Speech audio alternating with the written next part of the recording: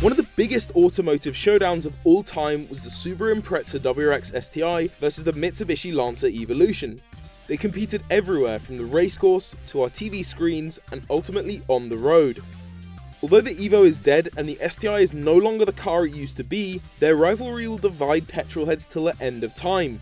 So boot up that PS2 because we're going back to 2003 to find out what made the legendary rivalry so fierce.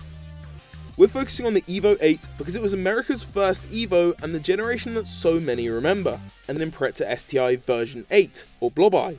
The cars were different all over the world. In Japan and Europe, the STi was a 2-litre, while America got a 2.5. In the UK, the Evo went up to 405 horsepower, while the rest of the world was closer to 300. So to keep things simple, we're going to look at the Japanese spec Evo VIII and version 8 STi.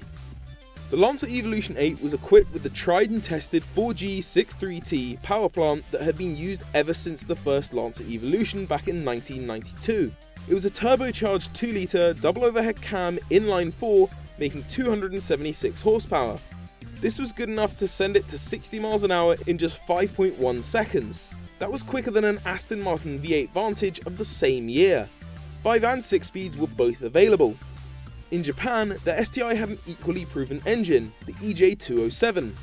It improved on the previous generation's engine by increasing the size of the head intake ports and by updating to a new twin-scroll turbo. It was a turbocharged 2-litre, double overhead cam, boxer 4, making 280 horsepower and 280 pound-foot of torque. This sent it to 60 miles an hour in 5.3 seconds, slower but still similar to the Evo's time. 6-speed manual was the only option available in the STi. The red line in the JDM STi cars was set at a stonking 8,000 RPM, which is the same as a Lamborghini Murcielago. One thing both cars have in common is the ability to upset domestic owners on a launch and play in the snow, and that's partly thanks to their all-wheel drive systems. Although both cars have all-wheel drive, their systems operate in different ways. The Evo came with a full-time all-wheel drive system, which was locked at 50-50 front-to-rear bias. It came equipped with an LSD at the front, an electronically operated LSD center diff, and something special at the back. A rear differential that used Mitsubishi's clever SAYC, or Super Active Yaw Control system.